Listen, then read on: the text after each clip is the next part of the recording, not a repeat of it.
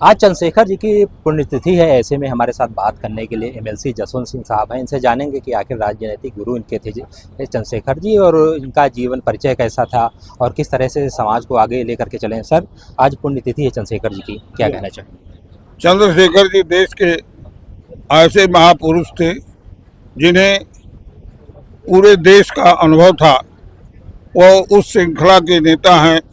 हमारा देश राम का देश है, गांधी का देश है। दोनों ने पूरा देश का भ्रमण किया था, तब कोई परिवर्तन लाए थे।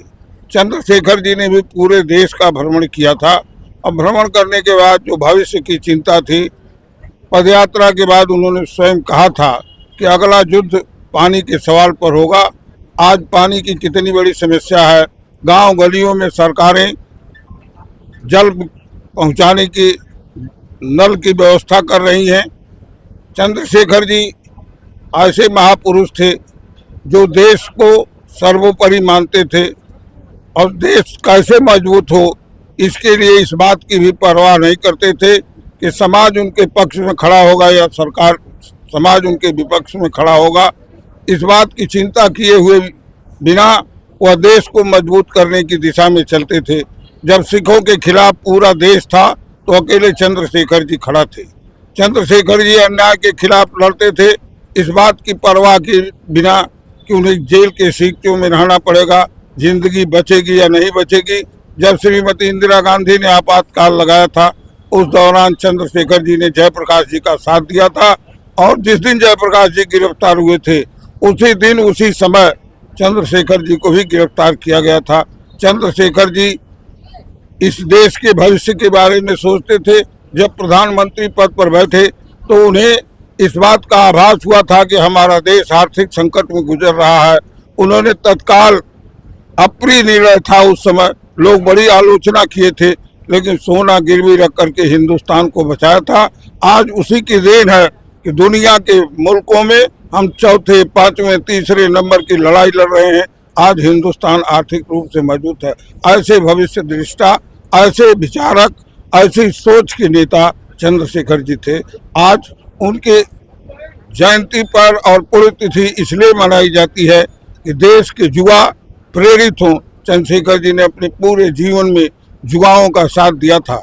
शुरुआती दौर में शरद पवार सरीखे लोग थे, बाद में ओम प्रकाश और राजा भैया जैसे, अंतिम समय में भी उनके जब जरूरत लगी तो उनके साथ खड़ा होकर उनको ताकत दिया। सर, जैसा कि आप देखते हैं कि आजकल की जो राजनीति हो रही है वो पहले की राजनीति में कितना फर्क है। जब चंद्रशेखर जी समाज को लेकर के चलते थे, जो आज की राजनीति है उसमें कितना फर्क देखते हैं? देखिए, समाज वही है, देश वही है, परिस्थितियां भी वही हैं। हमेशा संख्या बल के आधार पर, बदलाव के आधार पर, विकास के आधार पर मान्यताएं बदलती रहती है। आज विकसित भारत है, आज बड़ी संख्या का भारत है, तो कुछ समस्याएं ज़्यादा दिख रही हैं। समस्याएं पहले भी थी, समस्याएं आज भी हैं, समस्याएं कल भी रहेंगी और समाज उसका निदान करता रहा है, इस बार भी करता रहेगा। जैसा कि आप राजनीतिक गुरु मानते हैं, उनके पग चिन्हों पर चल रहे हैं, उनसे क्या सीख मिली कि आज भी समाज को आप संदेश देने का काम कर रहे हैं? ऐसा है कि हम तो कोई गांधी नहीं है, कोई जयप्रकाश नहीं है, हम चंद्रशेखर भी नहीं है, लेकिन उनकी यादों को ताज़ा कर रहे हैं। देश उनसे सीखे, उनको जाने, उनको समझे। सर, जैसा कि अभी हाल ही में तमाम सारी पार्टियां आती हैं, बहुत सारे संगठन को लेकर के सवाल जवाब करती हैं, लेकिन एक चंद्रशेखर जी जब प्रधानमंत्री बने थे उस समय देश की स्थिति क्या थी उसको लेकर के संभाले और चले हैं। ऐसे में क्या लगता है कि फिर से चंद्रशेखर जी को भारत की जरूरत है?